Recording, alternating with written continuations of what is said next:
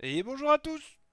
Aujourd'hui, vidéo pré-MSI, et c'est la classique, vous connaissez, le MSI commence le 27. Et oui, c'est ça, le MSI commence ce vendredi. Donc, c'est parti.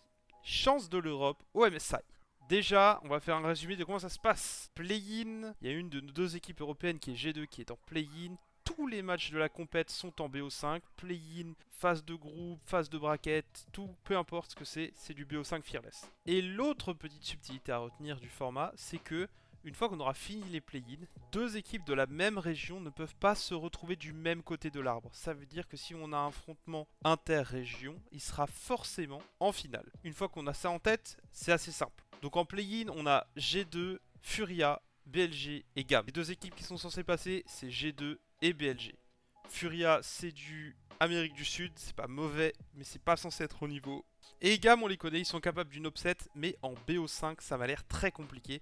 Surtout qu'ils commencent leur BO5 contre BLG.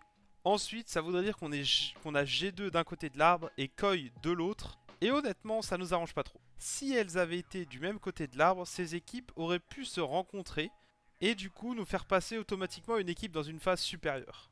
Cependant, vu que c'est pas possible, honnêtement, je vais vous le dire comme c'est et sans trop développer, je pense que l'Europe ne passera pas les rounds 1. Peut-être les rounds 2 si on tombe contre une équipe d'Amérique du Nord. Ça se jouera à comment sont seedées nos équipes.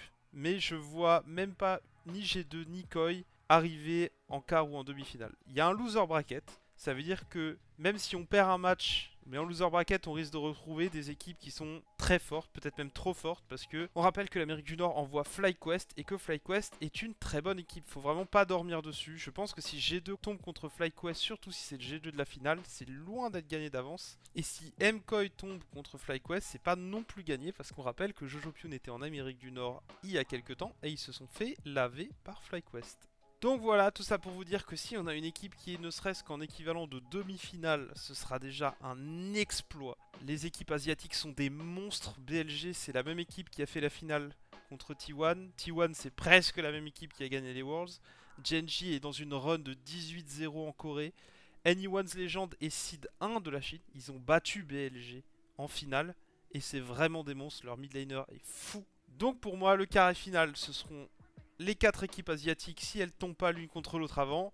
Et sinon, on espère d'avoir une petite chance de se faufiler par-ci par-là. Voilà, n'hésite pas à me dire ce que t'en penses dans les commentaires. Comme d'hab, je te retrouve pour le MSI pour faire des petits débriefs, des petites choses comme ça, tu vois, tranquille. On se retrouve le 27, donc ce vendredi. Et en attendant, dis-moi aussi si tu te portes bien dans les commentaires, voilà. Peace.